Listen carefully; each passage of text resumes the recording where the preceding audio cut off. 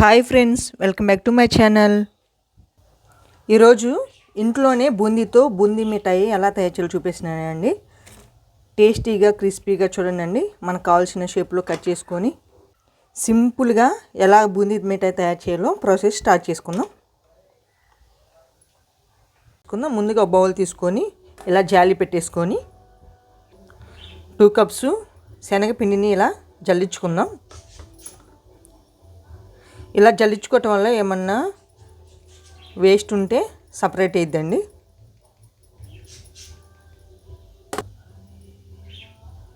చిటికెడు సాల్ట్ వేసుకోవాలి, కొంచెము వంట సోడా వేసుకోవాలి. కావాలంటే వేసుకోనండి, లేదంటే స్కిప్ చేయొచ్చు. ముందు వీటన్నిటిని కలుపుకుందాం.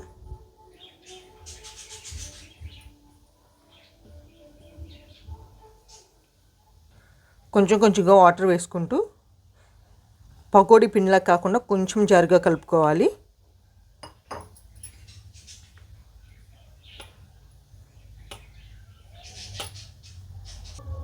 చూడండి, ఈ విధంగా కలుపుకోవాలి. ఇలా డీప్ ఫ్రై సరిపడా ఆయిల్ పెట్టేసుకోవాలి. నా దగ్గర ప్రస్తుతానికి బూందీ గంట లేదండి. నేను దీంతో బూందీ తయారు చేస్తున్నాను. మీ దగ్గర ఇలాంటిది ఉన్న వాడుకోవచ్చు, బూందీ గంట ఉన్నా కానీ వాడుకోవచ్చు.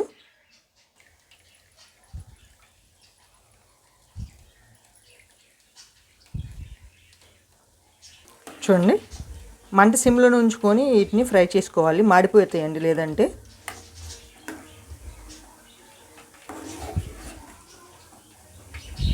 ఇలా లైట్గా కలర్ వస్తే సరిపోద్దండి. మీకు కొంచెం గోల్డెన్ కలర్ కావాలన్నా ఉంచేసుకోవచ్చు. చూడండి, వీటిని సపరేట్ చేసుకుందాం. చూడండి, ఈ విధంగా ప్రిపేర్ చేసుకోవాలి బూందీని. ఇప్పుడు పాకం తయారు చేసుకుందాం. ముందుగా ఒక ప్యాన్ పెట్టేసుకొని ప్యాన్ హీట్ అయ్యాక నువ్వులు వేస్తున్నానండి, కొంచెం డెకరేషన్ కోసము. అంతేకాకుండా శనగపిండి కాబట్టి మనం చేసేది, శనగపిండి ఎక్కువగా ఇష్టపడరు కాబట్టి గ్యాస్ ఫామ్ అయిద్దని అంటారు కాబట్టి అందుకని కొంచెం ఈ నువ్వులు వేసి అట్రాక్షన్గా ఉంటుంది. అందుకని నువ్వులు వేస్తున్నానండి. కావాలంటే వేసుకోండి, లేదంటే స్కిప్ చేయొచ్చు. ఒకసారి ఇలా కూడా ట్రై చేయండి. ఇది లైట్గా వేయించుకోవాలి ఈ నువ్వుల్ని.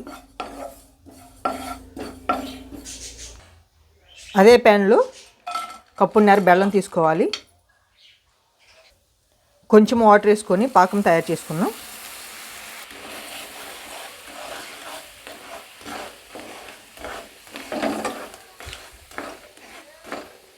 ఇలా ఒక ప్లేట్లో కానీ ఇలా బండ మీద కానీ ఆయిల్ అప్లై చేసుకోవాలి. 5-6 ఇలా చేసుకొని ఇలా వేసేసుకోవాలి.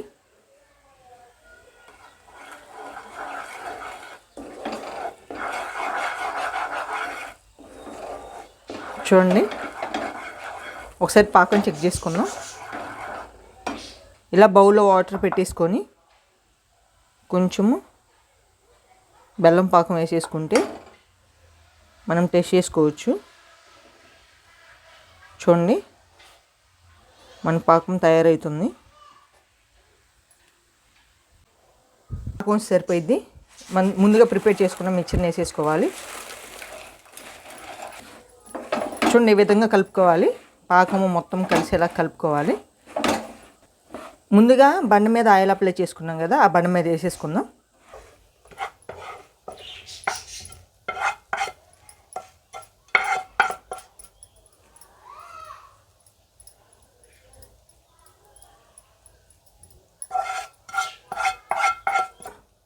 నువ్వులు వేసేసుకోవాలి.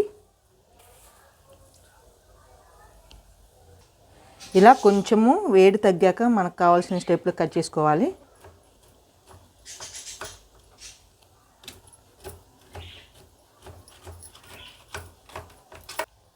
చూడండి, కట్ చేసుకొని ఒక బాక్స్లో వేసేసుకోవటమే, సర్వింగ్ బౌల్లో వేసేసుకోవటమే. అంతే అండి, ఎంతో టేస్టీ అయిన శనగపిండితో మిఠాయి రెడీ అయింది. ఇలా ఇంట్లోనే ఫ్రెష్గా తయారు చేసుకొని తింటే చాలా టేస్టీగా ఉందండి. మీరు కూడా బయట కొనకుండా ఇలా ఇంట్లోనే ఒకసారి ట్రై చేయండి. ట్రై చేసి ఎలా వచ్చిందో కామెంట్స్ పెట్టండి. ఈ వీడియో కానీ నచ్చితే లైక్ చేయండి, షేర్ చేయండి, సబ్స్క్రైబ్ చేయండి. Thank you for watching.